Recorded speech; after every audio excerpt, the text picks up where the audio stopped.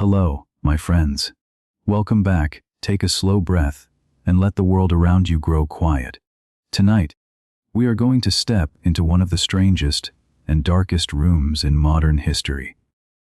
Picture a small concrete chamber, deep beneath a ruined city.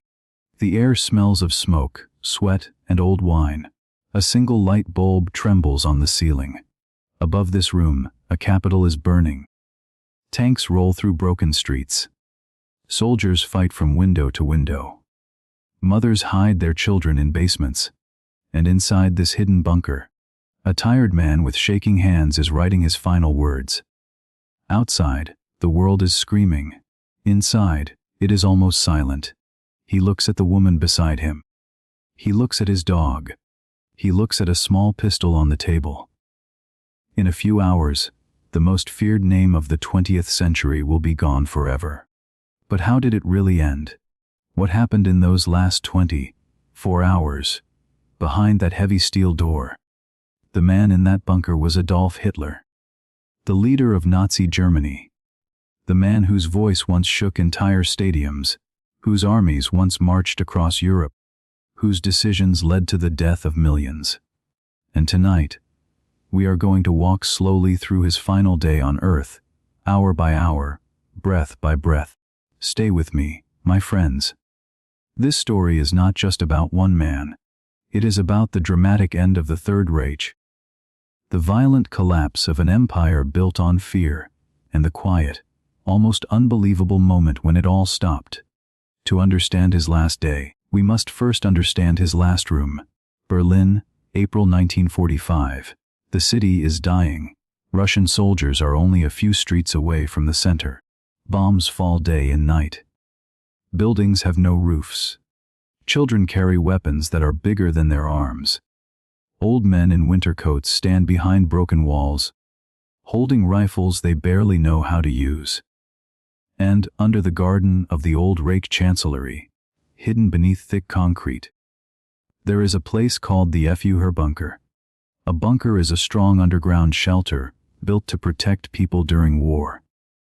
This one had narrow corridors, low ceilings, small bedrooms, and a strange, heavy smell of diesel from the generators. It was here, in this buried world, that Hitler had been living for months, shut away from the daylight.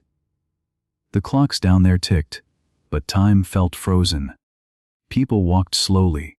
Voices stayed low. Some of the staff had not seen the sun in weeks, and their faces had become pale and gray, like paper left too long in a drawer. Now, try to imagine the contrast. Only a few years earlier, this same man stood on huge stages, lit by torches, screaming into microphones while millions cheered, flags as tall as buildings, marching boots, roaring crowds. He believed he was building a 1,000-year empire. And yet, here he was now, pale, sick, trembling, hiding underground like a frightened animal. His left hand shook constantly. His back was bent. His eyes were tired. He took many pills each day, given to him by a strange doctor who promised cures and delivered only damage. The God he had pretended to be was gone. Only a man remained, a man who had run out of time, and who knew it. On the night of April 28, news reached the bunker that broke something inside him. His close ally in Italy, the dictator Mussolini, had been captured by his own people. A dictator is a ruler with total power, and Mussolini had ruled Italy with an iron fist for many years. He and his partner were shot, then hung upside down in a public square for the crowd to spit on. When Hitler heard this, his face went still. He turned to those around him and said, almost to himself, that this would never happen to him. Not his body, not his name. Remember those words, my friends. They will return very soon. That same night, deep inside the bunker, something unexpected happened. After years of refusing, Hitler finally married Eva Braun, the quiet woman who had stayed with him through everything. The ceremony was short and strange. A small room, a nervous official, a few witnesses in dusty uniforms. Eva wore a simple black silk dress. Hitler signed the paper with a shaking hand, and for one short moment, he was no longer a dictator, only a groom in a dying city. There was a tiny celebration with champagne and sandwiches. People tried to smile. Some of them cried. Outside, the city kept burning. Can you imagine that? A wedding, a glass of wine, and the end of the world. All happening in the same small room. After the wedding, Hitler walked into another room and began to dictate 2 documents. To dictate means to speak words out loud while someone else writes them down. One was his political testament, his final political message. The other was his personal will. He spoke slowly, carefully, choosing every word. In those papers, he blamed others for the war. He blamed Jewish people, foreign powers, even his own generals. He took no responsibility. Not one line of regret. Not one apology to the millions who had died because of him. Think about that for a moment. At the very end, with everything lost, he still could not say the simple words, "I was wrong." By the early morning of April 30, the situation above ground was beyond hope. Russian troops had pushed into the very center of Berlin. They were fighting street by street, only a few hundred meters from the bunker. The sound of artillery shook the concrete walls. Dust fell from the ceiling. The lights flickered. Inside, people were drinking, smoking, whispering, and waiting. Some officers had already taken off their uniforms, preparing to escape through tunnels and ruined streets. Others sat frozen, knowing there was nowhere to go. The empire that once ruled from Paris to the edge of Moscow had shrunk into a few dark rooms under a dying city. Think about that contrast. A continent in 1 year, a corridor in the next. Around noon on April 30, Hitler ate his last meal. It was simple. Spaghetti with a light sauce and a small salad. He ate slowly, almost without speaking. His secretaries sat near him. Eva sat beside him. There was no shouting now. No long speeches. Just the soft sound of forks on plates and the distant thunder of Russian guns. After lunch, he stood up, calm and pale, and began to say goodbye. One by one, he shook hands with the people who had served him. He thanked some of them. He gave others small instructions. Many were crying. He did not cry. His face had become almost empty, as if his soul had already left the room. Before that final door closed, he stopped for one short moment in the hallway, looking back at the people who had followed him into this underground tomb. He did not smile. He did not speak. He simply turned and walked into his small private study with Eva and closed the door. Outside, in the corridor, the others waited in heavy silence. Imagine standing there, my friends, the smell of smoke, the trembling walls, the closed door. Nobody dared to speak. Nobody dared to move. Minutes passed like hours. A clock ticked somewhere down the hallway. A woman pressed her hand against the wall and lowered her head. Then, at some moment just after 3 in the afternoon, they heard it. A single, sharp sound. A gunshot, and then nothing. Only the hum of the generators. Only the distant war above their heads. When the door was finally opened, the people inside saw a scene they would never forget. Hitler was sitting on a small sofa, leaning to one side. He had shot himself in the head with a pistol. Beside him, Eva was also dead.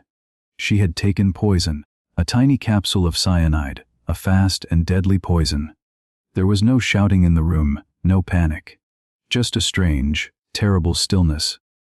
The most feared man in Europe, the man who had ordered armies across continents, was now a quiet, slumped body in a small room under the ground. In that moment, nobody in that bunker could fully believe what they were seeing. It felt unreal. And yet, the war was not over. Not yet. Now remember those words Hitler had spoken about Mussolini. He had said his body must never be found, never displayed, never humiliated. So his final orders were precise. His staff carried the 2 bodies up a narrow staircase, through a steel door, and into the garden of the Chancellery. Above them, shells were exploding, bullets cracked against walls. Smoke drifted across the broken trees. They placed the bodies in a small hollow in the ground, poured petrol over them, and lit a match. The flames jumped up at once, bright and hungry. The men saluted quickly and ran back inside as another shell hit nearby. For hours, the fire burned in that garden. The man who had dreamed of a 1,000-year empire ended as ashes in a hole, surrounded by the ruins of his own capital. Inside the bunker, the news began to spread room by room, whisper by whisper. The Führer is dead. 3 small words. 3 words that ended an era. Some people felt fear. Some felt sudden relief. Some felt nothing at all, as if their feelings had been burned out long ago.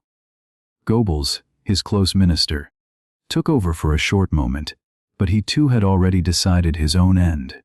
Within a day, he and his wife would kill their 6 children with poison, and then take their own lives in that same bunker. The darkness in that place was almost beyond words. It is hard to describe, and harder to forget. Even the soldiers who later saw it would carry that memory for the rest of their lives. Above ground, the city kept dying for 1 more week.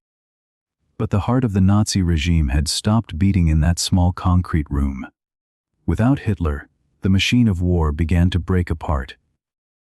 Generals argued. Soldiers surrendered.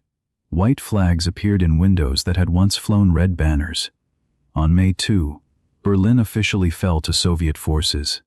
A few days later, on May 8, Germany surrendered completely. The war in Europe was over. 12 years of the Third Reich, 12 years of fear, propaganda, and unimaginable violence, ended not with a roaring victory speech, but with a small fire in a ruined garden. When Soviet soldiers finally reached the bunker, they found a strange, sad world. Empty bottles, burned papers, dead bodies in uniforms, the smell of smoke and decay. They walked through the rooms with their rifles ready, almost not believing where they were. They searched for Hitler's remains for days. Eventually, they found burned bone fragments and teeth in the garden. Dental records helped confirm his identity. For years afterwards, rumors spread that he had escaped to South America, that he was hiding in a jungle, that he was still alive somewhere. But the truth was much simpler and much smaller. He had died in fear, underground, by his own hand, in a city he himself had destroyed. Now, my friends, step back with me for a moment. Think about the shape of this story. A boy who once failed as an art student. A soldier who survived the First World War with a wounded body and a wounded mind. A speaker who learned to twist anger into power. A leader who turned a broken country into a weapon. A dictator who decided he was above all human limits. And in the end, a trembling man in a bunker, eating spaghetti, signing papers, and choosing a pistol. The contrast is almost unbearable. So much noise in his life. So much silence in his death. So many flags at the beginning. So few witnesses at the end. History remembers Hitler not because he was great, but because he was a warning. A warning about what happens when fear is louder than truth. When hatred is dressed up as pride. When ordinary people stop asking questions and let one loud voice speak for them. The end of the Third Reich is not only a military story. It is a human story. It reminds us that even the most powerful empires, built on cruelty, eventually collapse. Sometimes loudly. Sometimes, like in that bunker, in a strange and almost quiet way. And the people who suffer most are almost never the ones giving the orders.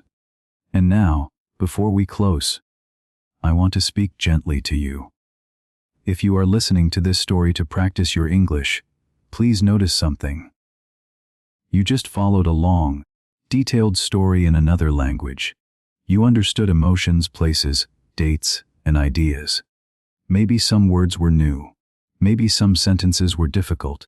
Maybe you had to listen twice to catch a phrase. But you stayed. You listened. You kept going. That is exactly how real progress sounds, my friends. Quiet, slow, steady. Not loud like a speech in a stadium, but strong like a small light in a dark room. Your English is growing, sentence by sentence, story by story, even on the days you do not feel it. Maybe, in your own quiet way, you are learning that lesson tonight too. That curiosity matters. That listening matters. That stories, even painful ones, can shape who we become. So tell me in the comments below, what part of Hitler's last 24 hours surprised you the most? Was it the wedding in the bunker, the spaghetti lunch, the final gunshot, or the fire in the garden? I read your comments, and I love hearing your thoughts. If this story moved you, stay with me here on the channel. There are many more lives, many more dark and bright corners of history, waiting for us to explore together. Until next time, take care of your heart, keep your mind curious, and keep listening, one calm story at a time. This is Talewise English.